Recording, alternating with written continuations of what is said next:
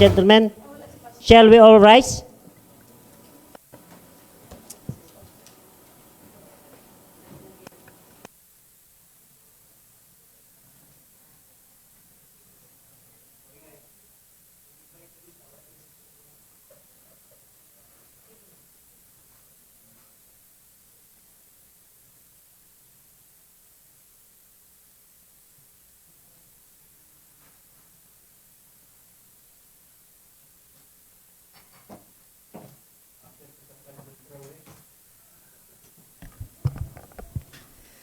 Good morning, everyone. For our invocation, may we have Honorable Pastor Solis of Charis Community Alliance Church.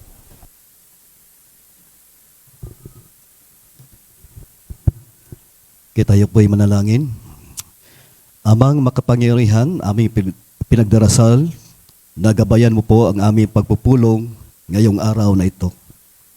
Bigyan mo po kami ng karunungan at katotohanan upang makapagpapasya kami ng may integridad at malasakit sa aming nasasakupan. Naway maghari ang pagmamahal, kapayapaan at pagkakaunawaan sa aming puso't isipan. Tulungan mo po kami na maging mga lingkod bayan na tapat at makatarungan sa aming mga gawain. Bigyan mo po kami ng lakas ng loob at tibay ng paninindigan upang ipaglaban ang mga adhikain at kapakanan ng aming bayan. Gabayan mo po kami sa mga pagpapasya ng aming gagawin. Naway maging ilaw kami sa gitna ng hamon at problema ng aming lipunan. Tulungan mo po kami na maging mga instrumento ng pagbabago at pag-unlad. Salamat po, Panginoon. Ito po yung aming dalangin sa pangalan ng aming Panginoong Jesus. Amen. Thank you very much, Pastor, sa napakagandang prayer.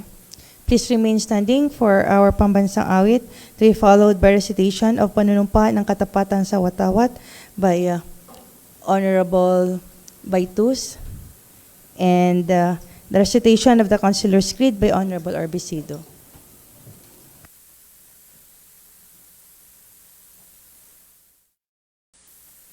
Please take your seats. Secretariat, please call the roll.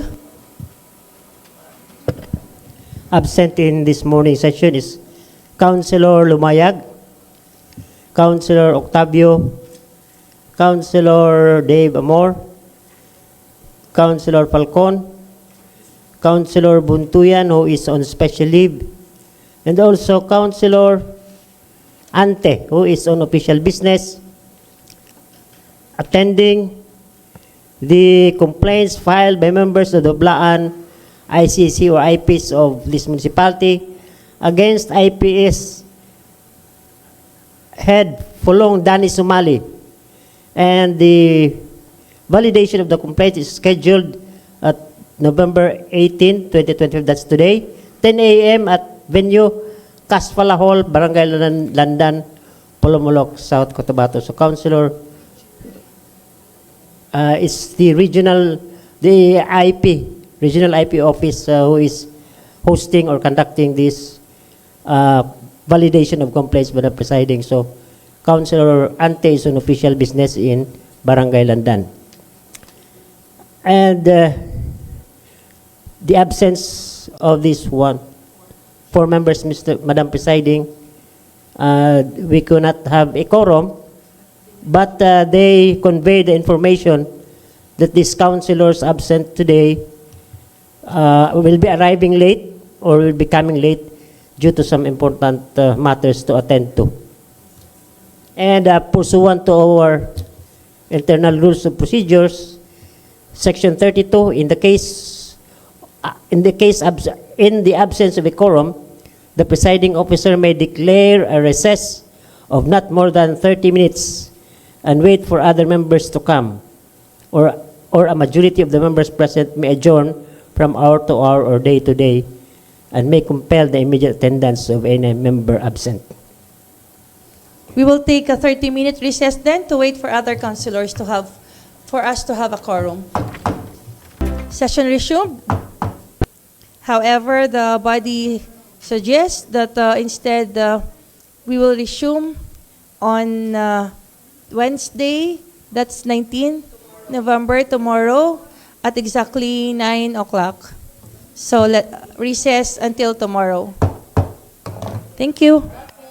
Shall we rise? And for our invocation, may we have Honorable Orbicido.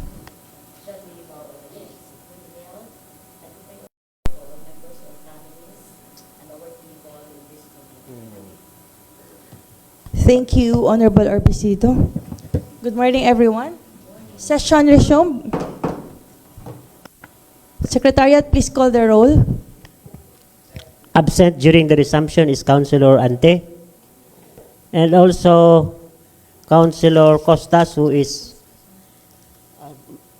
also Councilor Baitos is not around.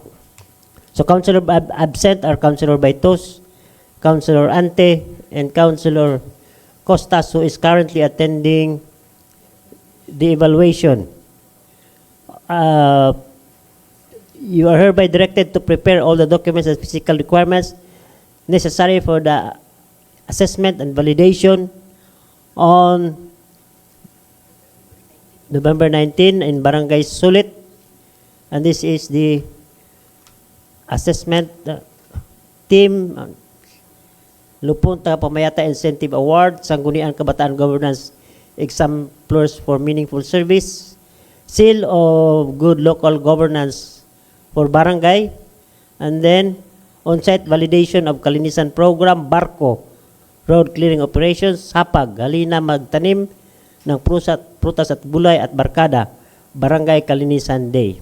So Councilor Costas is on official business.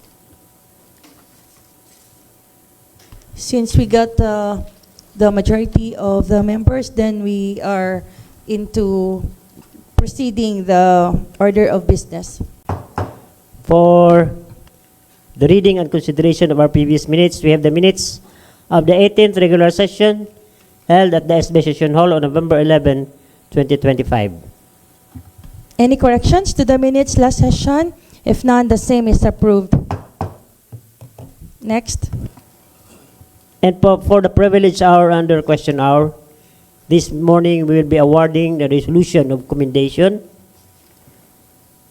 to Christian Noel Yang Solas I, SK Chairperson of Barangay Rubber, and an IP Youth Leader for his outstanding achievement as one of the selected delegates to the Young Southeast Asian Leaders Initiative or ISIALI program, thereby bringing pride and honor to the municipality of Polomolok, province of South Cotabato, and the entire Philippines. The Young Southeast Asian Leaders Initiative or ISIALI is a prestigious leadership development program established by the United States government to strengthen leadership skills and foster collaboration among young leaders across Southeast Asia. Whereas the selection process for the ISIALI program is highly competitive, drawing thousands of applicants across the Philippines, of which Christian Noel I Yang Solas, SK Chairperson of Barangay Rubber and IP Youth Leader, emerged as the only delegate from the province of South Cotabato for the program held from September 26 to 30, 2025. Whereas Christian Noel I Yang Solas, Barangay Rubber and a proud member of the Blaan cultural community, was chosen as one of the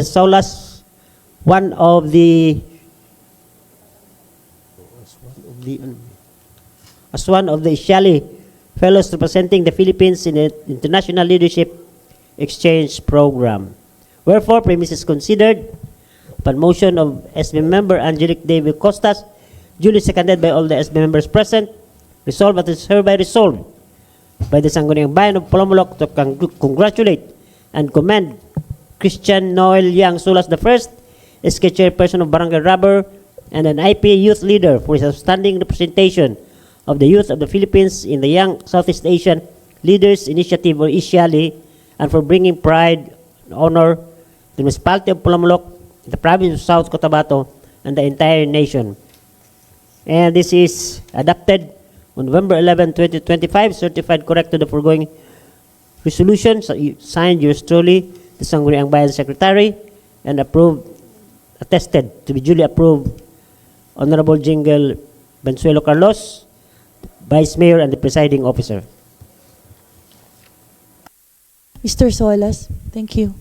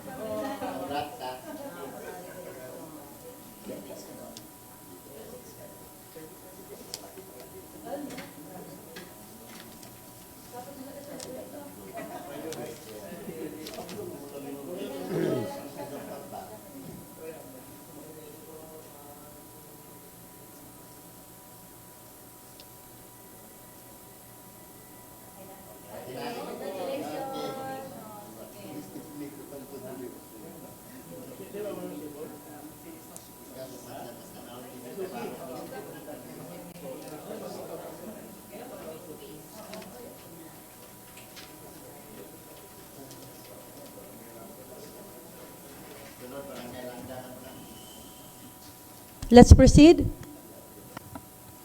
For the first reading and referral of proposed measures and communications.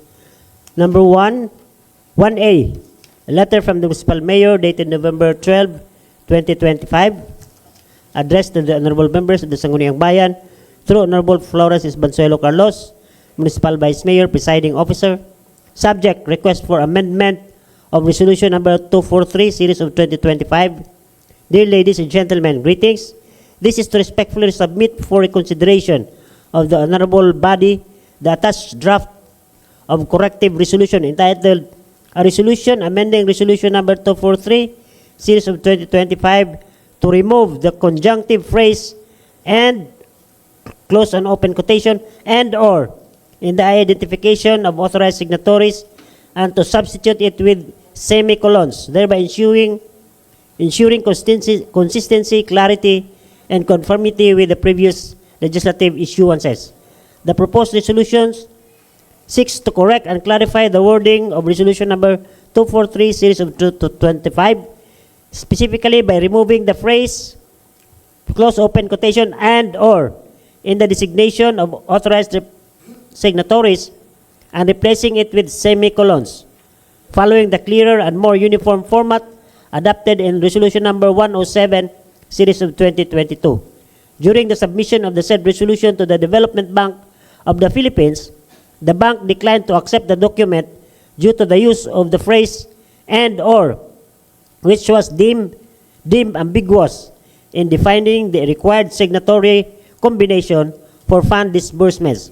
Meanwhile, the Land Bank of the Philippines temporarily accepted the same, pending the passage of a corrective resolution by the Sangguniang Bayan. This amendment ensures consistency and clarity in the interpretation of authorized signatories and supports compliance with the standard banking and audit requirements. In view of this urgency, the matter is direct relevance to ongoing financial transactions. May we respectfully request that the proposed corrective resolution be included as an urgent item in the agenda of the next regular session of the Sangguniang Bayan. Attached herewith are copy Resolution Number 243 and Resolution Number 107, and Number 3, the proposed corrective amending resolution for deliberation and approval. Signed, Honorable Bernie De Palencia, Municipal Mayor. This is urgent.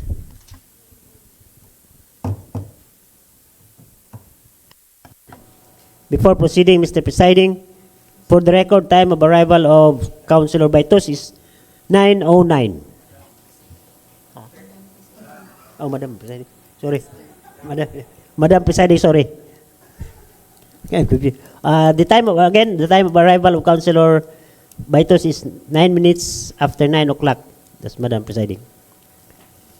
And to continue, letter B is also a letter from the Mayor addressed to this august body. Dear ladies and gentlemen, the Commission on Population and Development, or CPD, crafted the Philippine Population and Development Plan of Action, PPD POA, 2023 to 2028 to serve as the overall blueprint for interagency collaboration to optimize demographic opportunities and address remaining population challenges in order to accelerate the attainment of the administration's socio-economic development agenda under the PDP 2023 to 2028. This collaboration between the CPD Region 12 and the LG of Polomolok aims to improve the policy and program environment of the local level to ensure the universal access to responsible parenthood and FP information and services, especially among the marginalized sectors. In connection with the above, the undersigned respectfully requests the august members of the Sangguniang Bayan for the passage of a resolution authorizing the Municipal Mayor, Honorable Bernie de Palencia, to enter into a partnership with the Commission on Population and Development, Region 12, and to sign other documents related thereto. Please attach pertinent documents signed by our Municipal Mayor. Unless the Committee Chair on Family and Children's Welfare would vouch that this is to be taken as urgent, then the same is to be referred to your committee. Let's Next. proceed. Letter C, dated November also 12. Gentlemen and ladies, in reference to circular number 2025-16 and in line with the requirements for the calendar year 2025 Seal of Good Local Governance, or SGLG, which were submitted to the DLG portal on July 29, 2025 by the Municipal Planning and Development Office, we are respectfully forwarding the State of Local Government Summary for calendar year 2025 to the Honorable Sangguniang Bayan for your reference, or whichever course of action may best serve the body.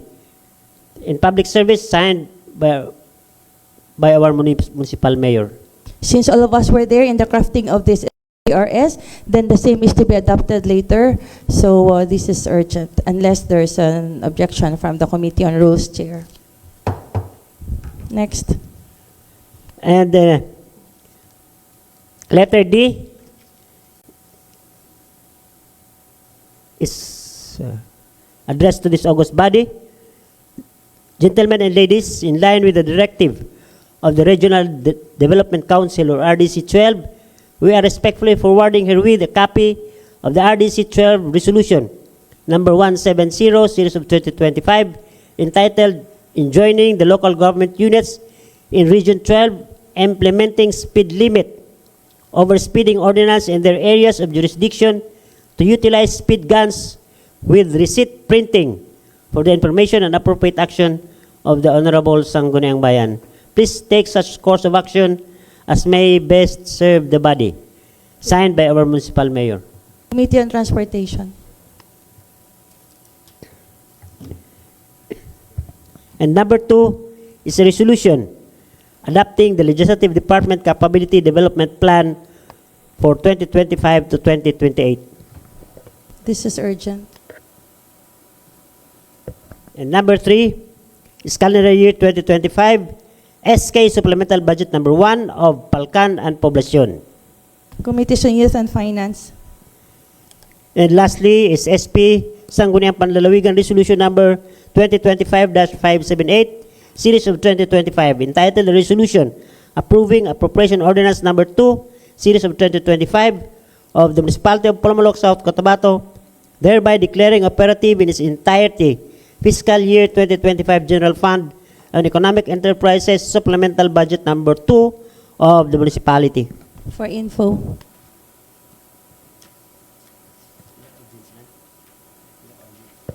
For the committee reports, we have no report calendar this morning. And for the calendar of business, unfinished business, none. Business for the day, second reading. For urgent matters, we have 3 items considered urgent. First of which is the item in first reading, which is the communication from the Office of the Municipal Mayor, respectfully submitting for reconsideration for the corrective resolution entitled the resolution amending resolution number 143 series of 2025 to remove the conjunctive phrase and or in the identification of authorized signatories and to substitute it with semicolons. Committee on Finance.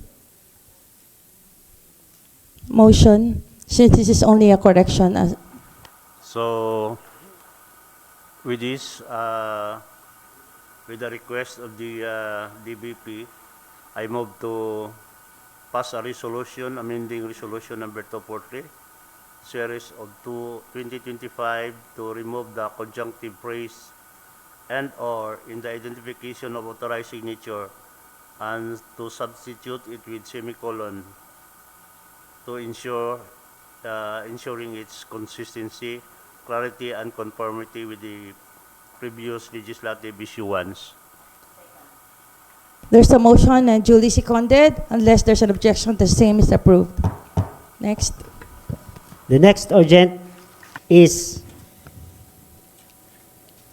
the State of Local Government Summary, Calendar Year 2025, as provided by the Office of the Municipal Mayor and prepared by the Municipal Planning and Development Office. The Committee on Rules for the adoption of the local government summary. Thank you, Madam Presiding. Good morning, everyone. I move to pass a resolution adopting the State of Local Government Summary, Calendar Year 2025 of the Municipality of Polomolok. It has been moved and seconded. Unless there's an objection, the same is approved. Next. And the last urgent is the resolution adopting the Legislative Department Capability Development Plan for 2025 to 2028. Committee on Rules. Thank you, Madam Presiding. Unless there are comments, I think, with regards to the resolution and the Capability Development Plan, you may now raise. Madam Chair, Honorable Amor. can I ask Madam Chair if we can also include here the NMYL perks of the young legislators? That's noted. I think it's Thank you, Madam Chair. number 6, participation in VMLP, PCL, and NMYLs. Any more? Thank you.